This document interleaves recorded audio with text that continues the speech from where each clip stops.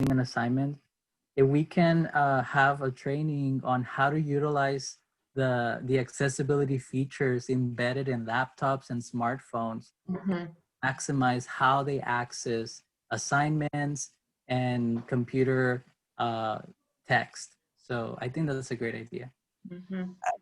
I can help with that. I'm an expert in using those tools because I use them every day. That would be perfect. Thank you so much, Juan, for being able to do that for us. And it's interesting because we use our phones every day, and even myself, my son who's 11 was showing me something that he uses to try to. I think it kind of brings the key certain options a little more, makes them more accessible, and he uses it because he doesn't want to have to go through everything.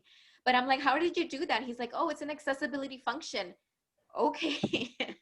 but yes, having a tutorial on that, on everything that is available at, in the palm of our hand, would be really good. Thank you so much, Juan. Yes, ma'am.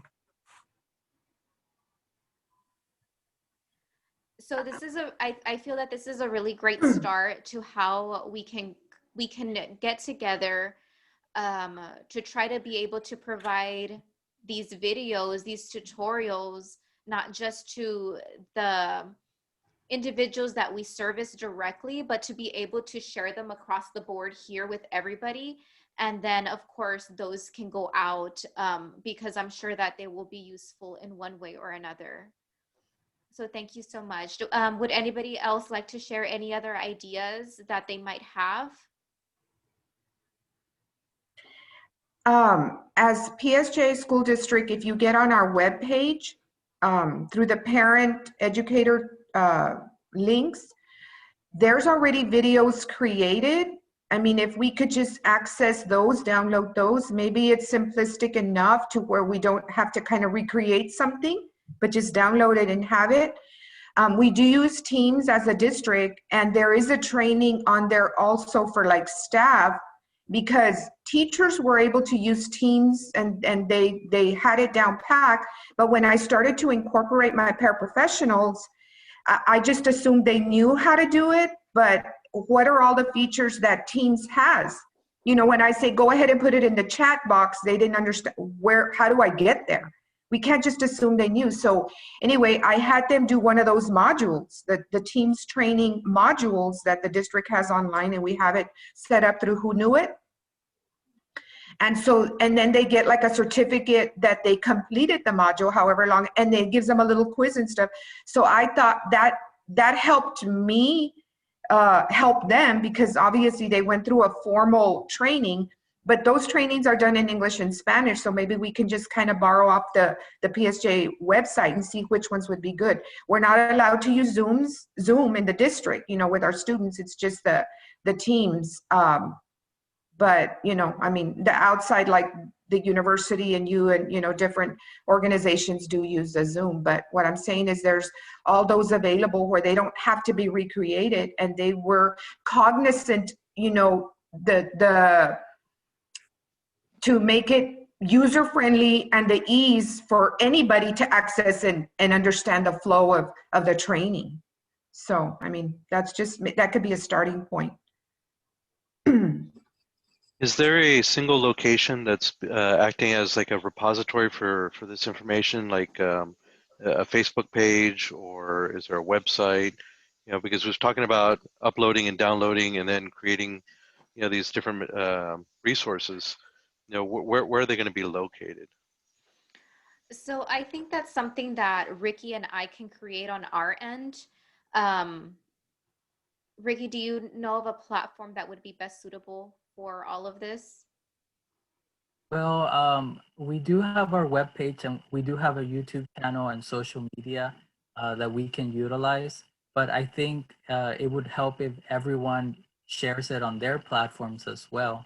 But we can certainly upload it on ours, and you know, we can serve as a central point to distribute, because we have a catalog, a directory of different services and resources, and you all are welcome to share it on your all's space. So something. I don't know if there's anything more helpful, especially I think if we're trying to target young adults, we want to be innovative, right? Maybe utilizing social media such as Instagram, perhaps. I don't know. Maybe that's something we can assess, right, with students, what they prefer. So having short clips, because we know the attention span in general is very short. So having anything longer than a minute might not be very captivating. Um, so having short clips that are just raising awareness, and if there's something already, Miss Quintana, I think that's a great thing too. Great. And maybe there's some things we can supplement, right? Mental health, that could be something addressed by your students, Mr. Mercado, or I don't know. There accessibility, I think, is such a great idea. Those accessibility features, 'cause they're embedded in a lot of the software technology we use. So bringing awareness about that, I think, it would be great. And we have to keep in mind that it's not only for the young adults or the individuals that Right. we serve.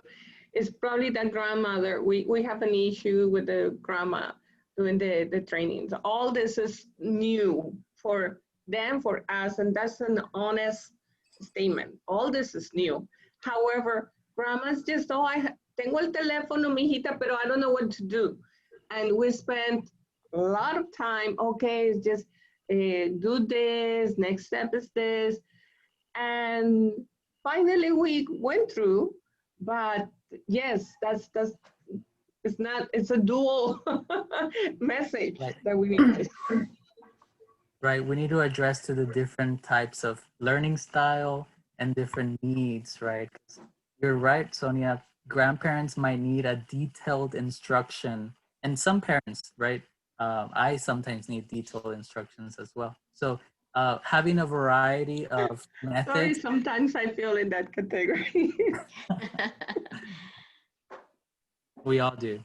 Yes. And I was like wondering, like this, I guess tutorial will be like a screen, I guess recording of the screen, and then like click here and then circling where is click here or something like that, right? Like Yes, Yeah. I know one of the Or- tools that we've used is Screen Rec, and it's free to download, and you're able to mirror it. Basically, it just records you speaking as you're navigating through your computer, through your desktop.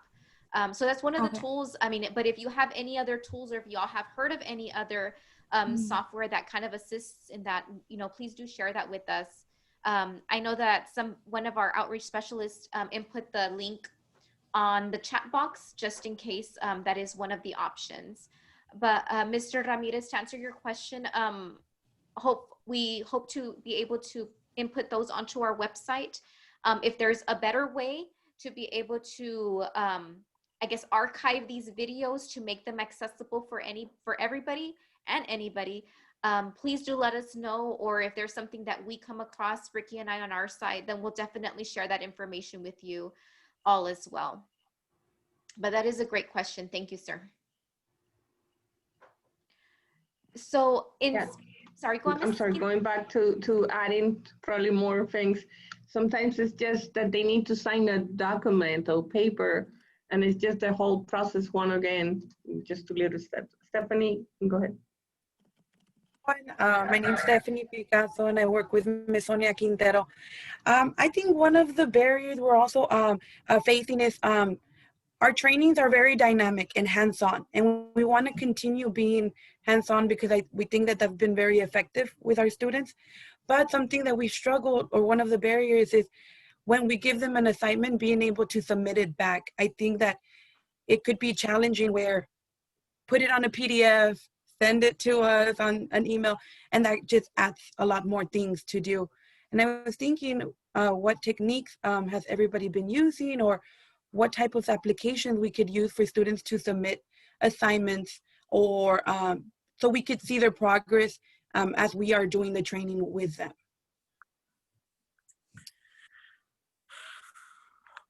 So I was thinking, I'm like, that's one of the biggest barriers we have, even explaining like well, save it to your computer, download it, and step by step. And it could still be very challenging to get it back, either through a phone, a picture, or through email. So I know maybe some teachers need to grade some assignments. I'm like, how could we do it with our young adults with disabilities where as trainers, we don't have to grade, but we just like seeing their progress and see how they're doing as we are working with them along the way. We've had to do allowable, we would accept a photo. Ours are a lot of like, did you finish the project? Show me a picture, you know, and pictures were good, but then the teacher had to get it because I said, if you lose your phone tomorrow, where is there the evidence that the student completed that assignment for your class for this week? And so they would have to upload it into our shared drive through the Google to have evidence of that photo, because the parent would say, le voy a mandar el foto, si lo hizo, si lo terminó. And so the same thing with the worksheet. If there was 3 things that they had to do matching for a hygiene checklist or whatever, the parent would send a picture of the completed worksheet, and we would take that and we would upload it and evaluate it. Like we had to, and then there was some parents that are very savvy, they'll upload it and they linked it, you know, but it varied and the levels were very different. But you know, my teachers knew that no, if he didn't turn it in, you need to call and call and call and call and call and call, where is it, to ensure that they're doing their work. And so we made those adjustments. They would send it through photo, through their phones, and then we would upload it. And that's extra work for the teachers, but that's how we accommodated them, because you know, to include them and to make sure that they were working. We had to do a lot of that. I'm just gonna add something real quick. Emails for people with disabilities is really hard to do. Even I'm really savvy in using computers and all that, but I have a hard time composing emails. So emails don't really work for people with disability, porque nos desesperamos bastante and we just don't do it. So emails don't work for us. I'm telling you this because I'm disabled too, and I get frustrated doing an email, even though I know how to do it. Emails don't work for us. What is something that you find challenging in email? Is it the platform or is it creating an email? It's the platform. It's the fact that I have to do, I have to ask my phone to type it, and sometimes the phone makes mistakes of what I'm trying to say, and the phone types up something else and all that. It's very frustrating because sometimes the phone doesn't understand what I'm trying to say to type and by voice, and it's just something completely different than what I meant to type via voice.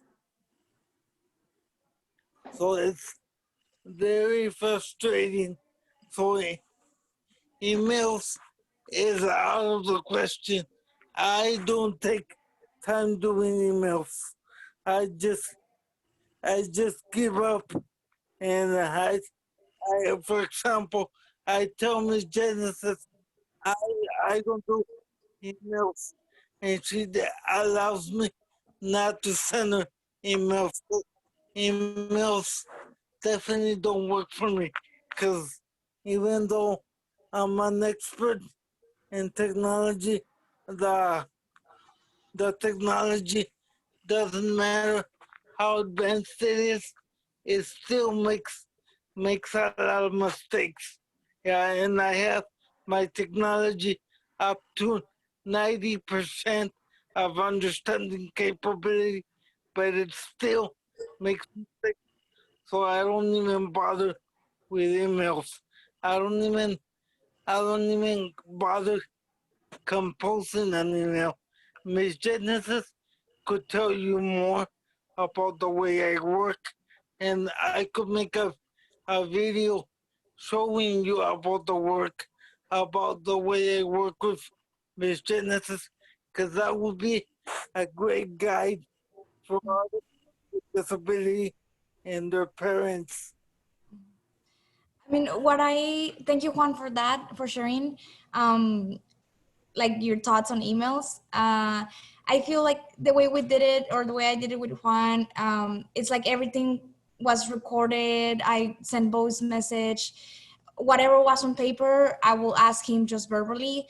So he didn't have to like rely on somebody in his household to read it for him. So I will just read it for him, and he'll just answer to me during like a Zoom call or something. So I know that he's understanding the content of, the material being covered and everything. But I also understand that on bigger groups, it may be a little bit more challenging. But yeah. Thank you so much, Ms. Quintana, Juan, and Genesis for sharing your feedback. I hope that helped you too, Stephanie, on getting someone else's perspective as well on, what has worked in that sense. But it's great because not everyone works the same regardless. So what might work for one person for one individual might be different for another. So thank you all so much for your feedback. So I wanted to move on to some upcoming events that we hope to have y'all's participation in as well. October, as you know, is National Disability Employment Awareness Month. And there are some events that we hope to do and that we are planning. So first and foremost, starting in September, leading into October, we are planning on having some Facebook Live recordings, and we would like to see if any of you all would like to participate in this. So these are going to be streamed basically kind of like a Zoom. We would link it up to our Facebook page, and they would be broadcasted live. And basically, we would choose the topics. If there's a specific topic that you would like to discuss, basically what we are trying to create is material that the community would be able to benefit on, whether it be disabilities or the services that you all provide. We hope to archive this. That way, the recordings will be saved for future reference for those who would like to see this in the future. So I would like y'all's feedback on this. Would you all be willing to participate? And if so, what is something that you feel that you would be able to speak about on these recordings? And of course, we're not, these aren't meant to be long, maybe 15, 20 minutes at the most. But we feel that it's very crucial for our community to see what it is that you all are doing, what is available, or the topic of interest of your choice, because not everybody is informed and not everybody is aware. And we feel that this would be a great start as well to try to continue to develop this. So any feedback on y'all's end, Ms. Wheeler? Yeah, I just wanted to ask a question. Sure. Is this a time to also outline maybe like some success stories, for example? Yes, exactly. So Yeah, thank you for bringing that up. Yeah, we have a student that we actually did their interest surveys, found out that he wanted to be an auto mechanic, set him up with apprenticeship with a local auto mechanics place. Now he has been hired by them, and he just bought and is paying for his first car through our 18 plus program. So it's super exciting, and he is super shy, but if you ask him about his car, he will go on forever. Yes, definitely. And this is where, and we've heard it before, success stories is something that we want to hear, that the community wants to hear, because they want to see how everything has come together to help a specific individual out. So if you do have any success stories, please do consult with them to see if this is something that they would be willing to do with us in conjunction together. And then email myself and Ricky. That way we can get together to be able to coordinate this and have their story be shared. Definitely. So Miss Ashley, if you have that individual, please get with them and let us know what works. And that way he can share his story. I was wondering, maybe we can also like talk about inviting businesses to learn how to train individuals with disabilities, like how to, because you know they all have. When I used to work at Wingstop, they only had like one booklet, and I asked, what if a blind person wants to, you know, work here? Do you have it on Braille, or you know, do you have access to a translator if a deaf person wants to come and, you know, apply or something? And they were all like clueless. And so I feel like we can invite, you know, businesses to learn how to train individuals with disabilities. I don't know if I'm making Right. sense. Absolutely. And if I can add there, we had an employment subcommittee last week, and our discussion was on creating a handbook for employers to know where to find resources to be inclusive, right? And that would include accommodations, right? So for the leading to the job fair on October 22nd, we hope to have a diverse set of webinars, including success stories, including tips on being inclusive, and we're conducting sessions on how to use interview stream, which if you attended our last Transition Coalition meeting, it's a platform to conduct mock interviews virtually. So we want the attendees of this job fair to go through that, as well as our career coach to create a resume, create a Work in Texas account. So we have a lot of different types of trainings we want to do to prepare job seekers for this job fair. So, so yes, we also want to invite employers who will be at this job fair to fully understand what it means to be inclusive. Because unfortunately, a lot of times when there's a disability job fair, we see it more as an opportunity to be exposed, and we don't expect actual employment turnouts. So we want to do anything on our power to change that and ensure that students can be more successful at obtaining and securing employment at this job fair. And that includes training, increasing awareness, ensuring that the students know what to expect prior to the event. And like Sonia mentioned, having accommodations in place. So we want to partner with the different school districts who want to participate in this job fair. Like Ms. Quintana, the students graduating this year, this school year, those are welcome to attend our event. And we want to coordinate those trainings and schedule them so that they can attend.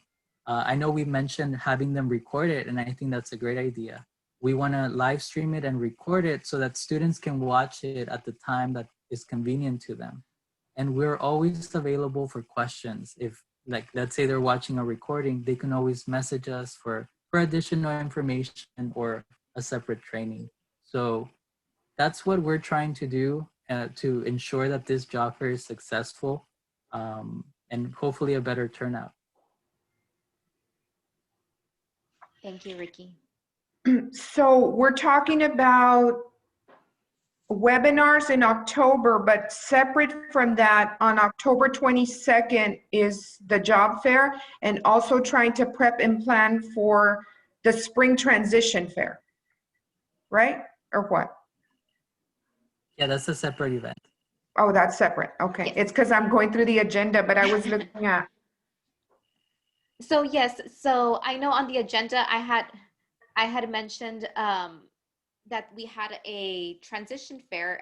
If y'all recall, we streamed it live, and that's kind of where all this kind of comes into play as well, where I wanted to ask y'all's feedback, or are you all going or planning on having a transition fair this fall or in the spring? Like y'all's campuses, those of you who serve students directly? Because I know that's a big thing that, you know, of course, pre-COVID would happen in our community where students with disabilities would either go to STC or certain campuses would host a transition fair. Do you all foresee that happening?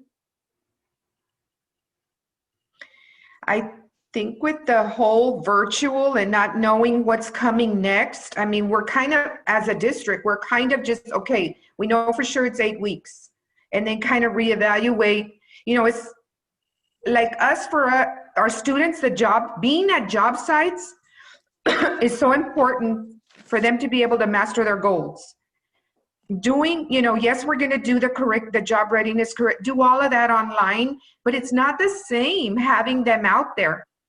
And, you know, and I think about our students that graduated in May, that it's been, their job is on hold right now. You know, if the business says, you know, we can't take you right now because we're not open, or we're limiting, you know, customers, or this business that hired this student is closed.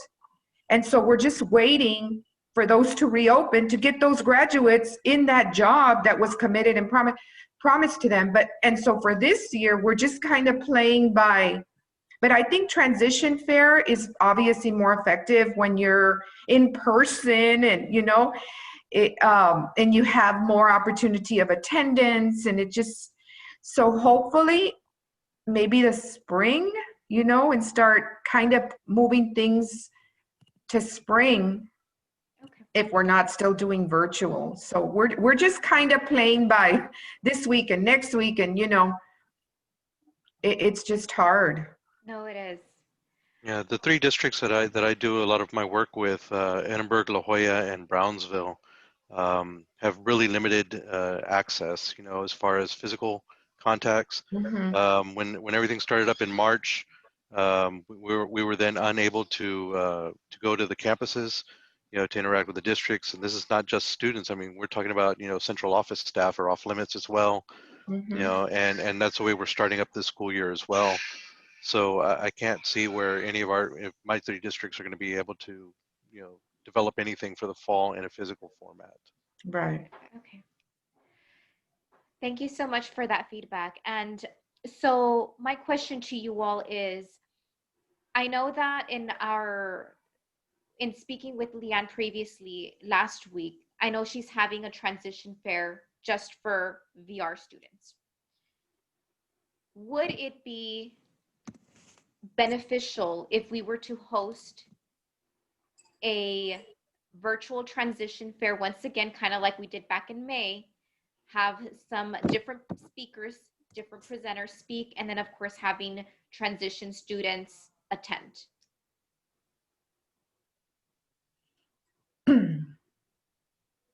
The one that you had in May was, I think it was effective because you targeted the different groups. I mean, you had somebody talking about Social Security benefits, you know, which we have that targeted population of parents, like, explain to me, if he works, what's going to happen to the disability? That's always a big question. You had Vail there, you had, I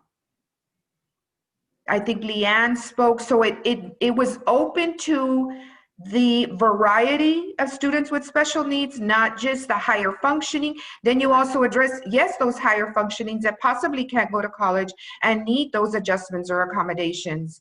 You know, and I was there trying to listen, like, I always try to pick up what's good for me and what's good for my kids, because we know that my students will, you know, have a hard time if, I mean, they won't go to college, but if we can teach them job skills and they can work.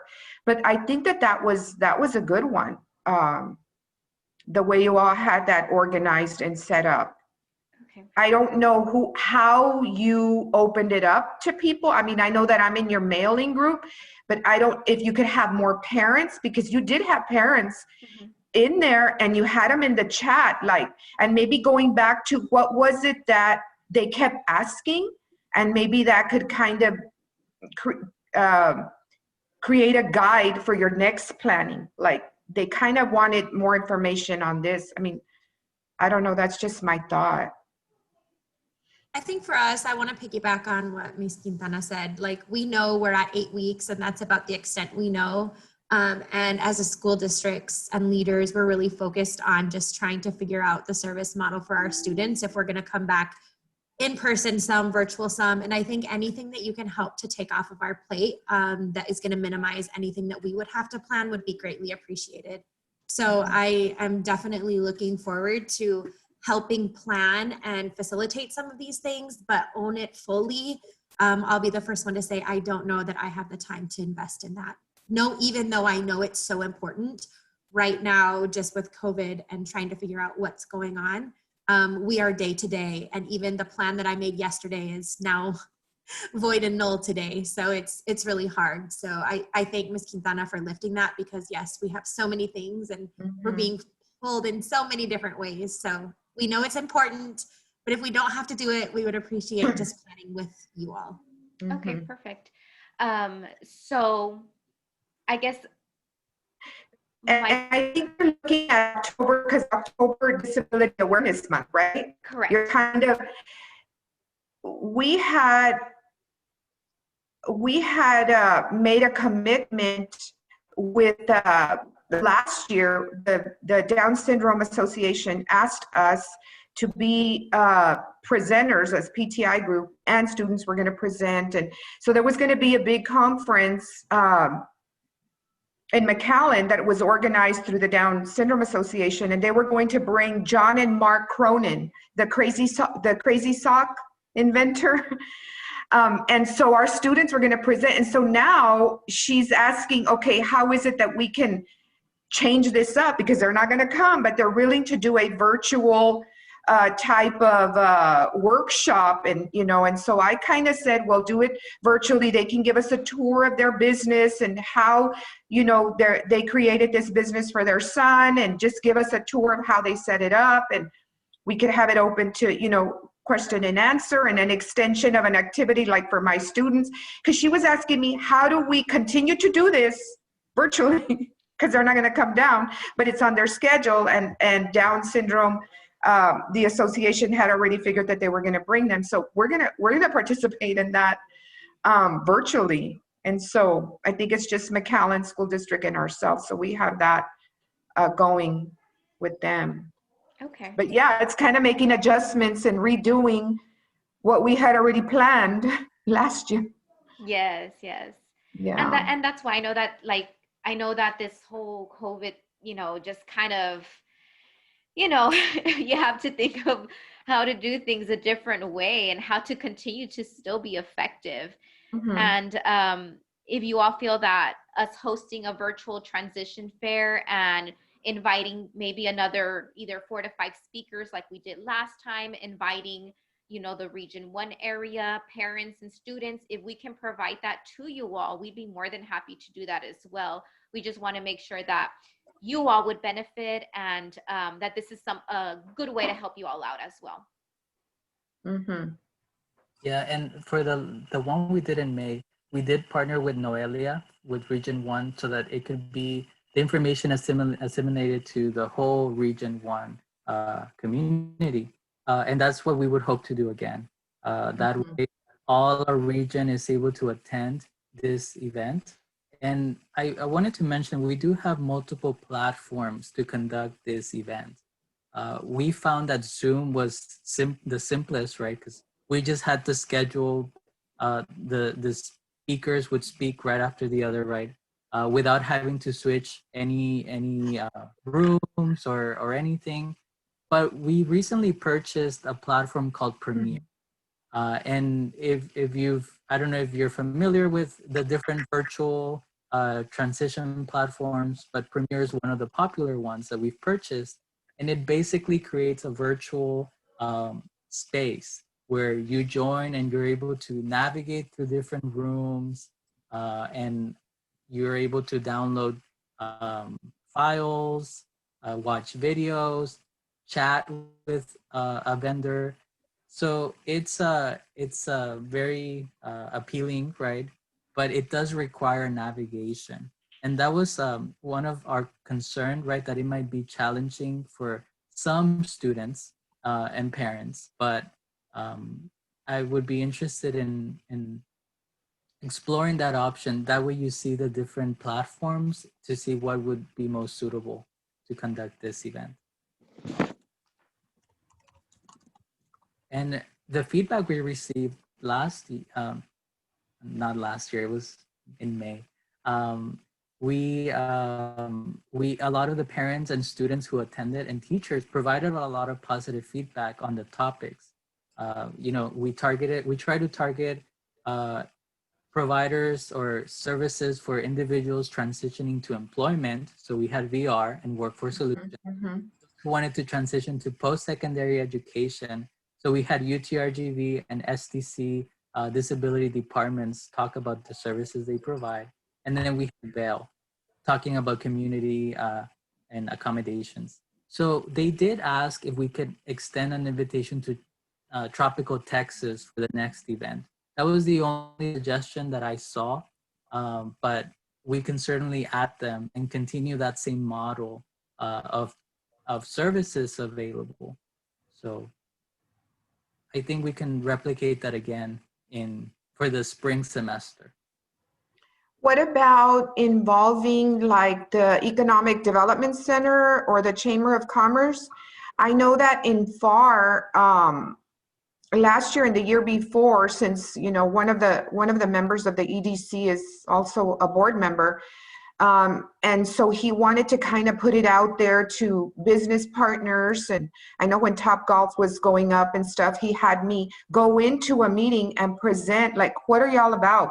And when you go and seek a business to be partnered with your program, what do you ask of them?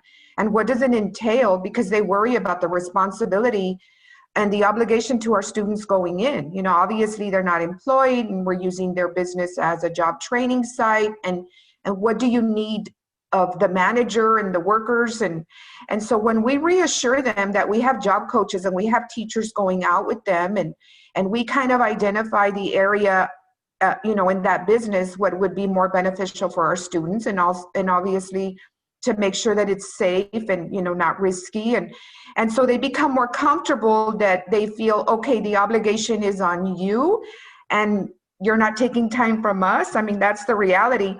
But I think it opens up opportunities at businesses when you present to these top organizations, and they kind of just get the word out there, and they say, and then they start saying, oh yes, I'm going to talk to them about your group, but they're kind of the connection to the businesses in that city. So I mean, that's helped me.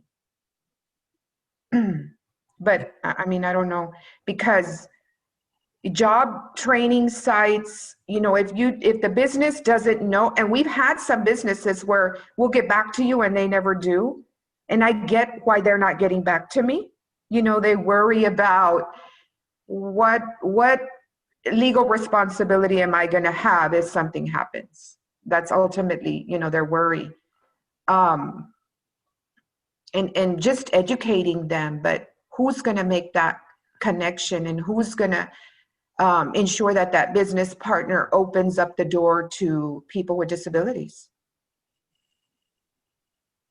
Yeah, absolutely. And I don't know if you're all aware, but the Disability Chamber of Commerce, we've partnered with them and VR to coordinate an employer conference in October.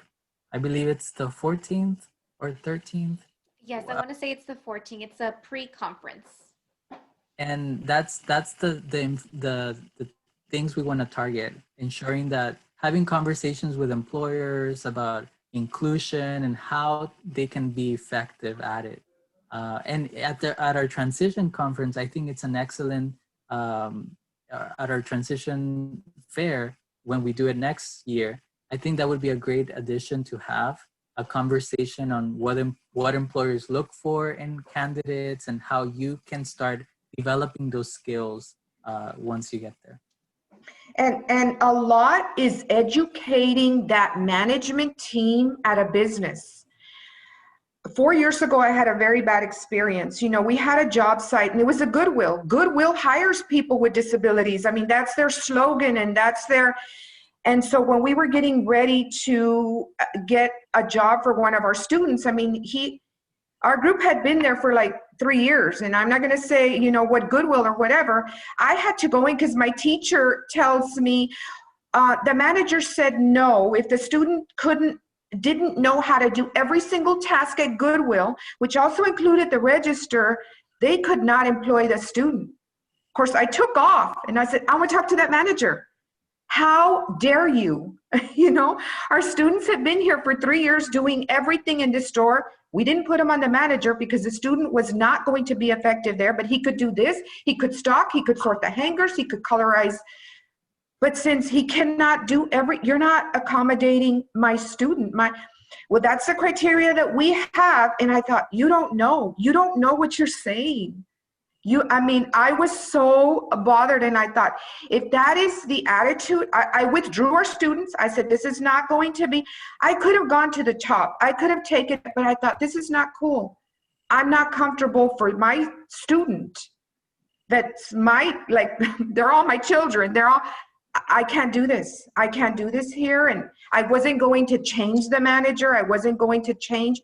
It was lack of education and knowing, you know, that yes, we could hire him even if it's for those 3 tasks, and that he's not, but her thing was, if he didn't know how to do everything here, we can't employ him.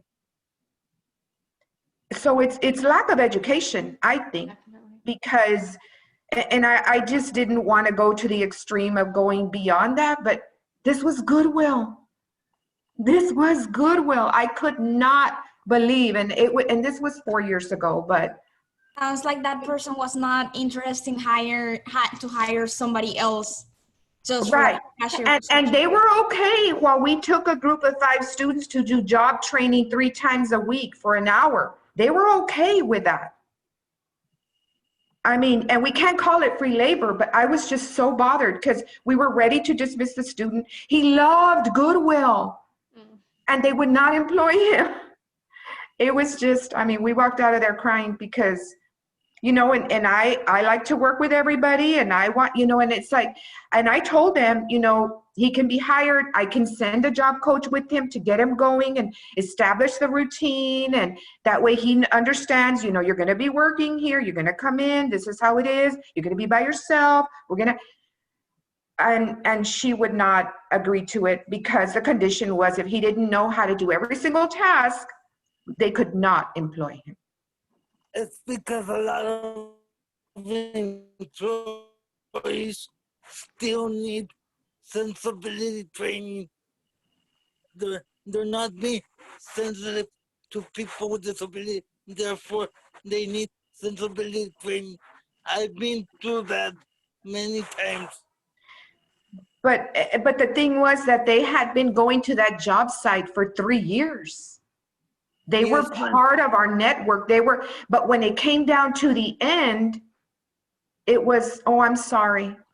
How they found something that said we can't, you know. So I think there has to be that education to management, those people that have the authority at the end of the day to say, yes, we're going to hire him. And then you have the extreme of the businesses where say, I want him to start tomorrow. Can we hire him? It's like, okay, he's been in the program 1 year, but he's so good that they want him. And it's like, that kind of shocks us too. You know, it's like, okay, let's figure this out. Student will come half a day. I don't think we finished his IEP yet. You know, so you have the extreme of those that have, it's obvious that they have that training on disability awareness and those accommodations and adjustments that you make when you employ them. And so they're just extremes. Yes, ma'am, but most of the time, to be honest with you, those programs do work, but those companies take advantage of the free work we do for them, because that happened to me back when I was in high school. I was in a program like Goodwill with my teachers, and once they were ready to hire me, they said no because your hands aren't fast enough, so we can't hire you. So I did the work for a month, and at the end, they didn't hire me. Yeah. Yeah. And I feel that's like, something, yeah. I'm sorry. It's just Go ahead. like it also has to do with empathy and like sensitivity. Like they knew how people with disabilities work and all of that, and you know they knew them. And then I just at the end it's just like, oh, I just don't want to hire you. And like they knew the way the individual work and everything. So that was a not very smart Yeah. response. Yes. Mm-hmm. And we hope that, and of course, we have you all on the distribution list. I know Ricky's the one that sends the emails to you all. So when this information comes about for the pre-conference and then the actual conference in the spring, we'll definitely share that information with you all, because yes, definitely education is needed as well for employers. And if there's anybody out there that you all are aware of that can benefit from this, you know, please let us know so we can extend the invitation to them. I know that it's a couple minutes after 11, and to respect y'all's time, you know, I would like to end the meeting here on a very positive note. Thank you all so much once again for your feedback. But before we go, I just kind of wanted to just touch up on some of the things that we have discussed, and some of hopefully our future items.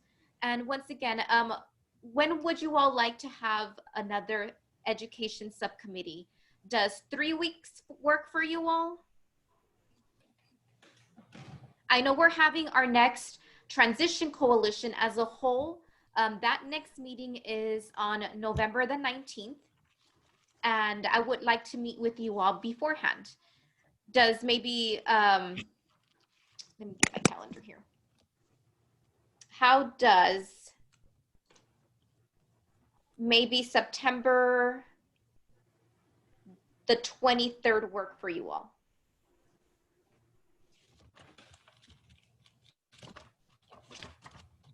That'll be, okay. So we'll do September the 23rd. I'm good with the 23rd. And we'll keep it at the same time at 10 a.m. for 1 hour. And I know we have little reactions on our Zoom.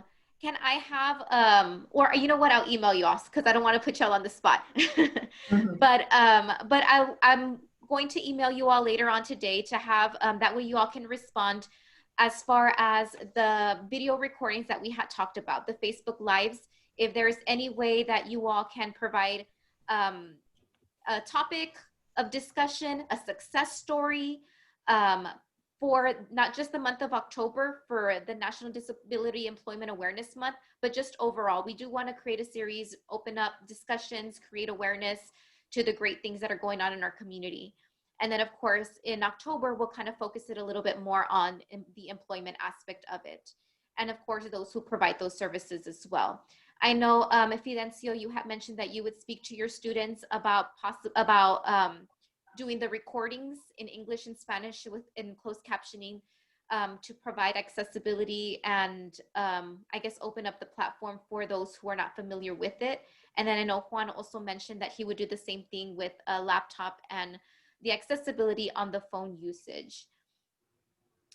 Would you all have an estimate time as far as when you all would have these completed by, or a deadline maybe? Well, I'll give my students 2 weeks so we can try to have it before our next meeting. Okay. And I know Ms. Quintana mentioned PSA had some resources already, so maybe we can use a combination of both and just see what's, so that we're not reinventing the wheel and Right. putting too much out there, but it also gives my students an opportunity to kind of just do this and create something, and we go from there.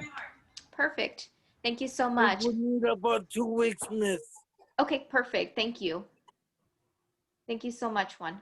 And I know that there are some partner forms that have not been received. I will send that out again. And of course, the partner form was that way we can continue to add more resources onto our Individuals with Disabilities website. I'll send that out later on today in a meeting, just kind of going over what we have discussed. Did I miss anything by any chance? Miss Net, I just was wondering if you received hours. Yes, I did. Thank you. Yes. No problem. Yes, and then of course, we have spoken about expanding our referral form on our website to add some of the other agencies such as VEL, or maybe others that are in our community. So that's kind of what the partner form will be used for, as well as kind of the employment committee also kind of creating a resource guide to kind of help those in the transition process as well. So once again, thank you all so much for the great feedback, the conversations. Please contact me or Ricky if you have any further questions. And I look forward to seeing you very soon. If not until September the 23rd at 10 a.m. And I will send that invite as well. You have one quick question. I know you said that we were going to start those Facebook, potential Facebook lives in September. Yes. Is that like the later part of September? Just so I can get with this student and his teacher and connect you with them. So I'm thinking about mid-September. We're gonna start them off in 2 weeks, but whenever that student is available, we'll definitely accommodate. Okay, I will connect you with them. Just wanted to make sure that I was supposed to send it to you before our next call. Thank you so much for the clarification. Thank you. Thank you all so much. Oh, yes. I just wanted to make like an announcement, if that's okay. Go ahead. About the ball seminar. The peer sports specialists that just finished their training, they will present what they learned during the program. And I wanted to put the link of the Facebook event on the chat for you to share with consumers, students, friends. Okay, and that's it. Thank you. Thank Do you also have a flyer, Genesis? Yeah, can I put it here? Yes, or if not, you can always send it to us, and we can distribute it out as well. Okay, let me see. I have it over here, just real quick. There it is. Okay. Oh, I think I sent it privately. My bad.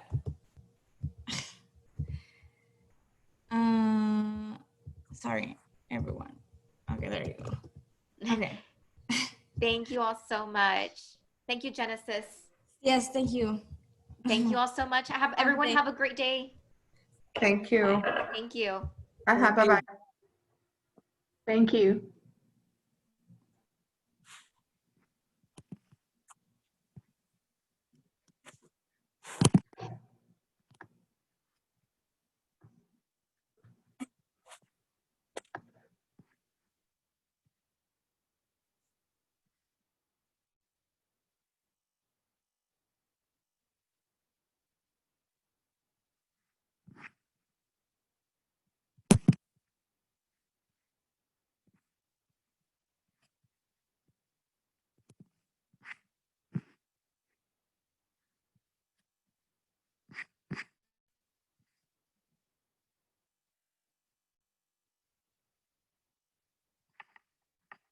Did you stop the recording, Jeanette?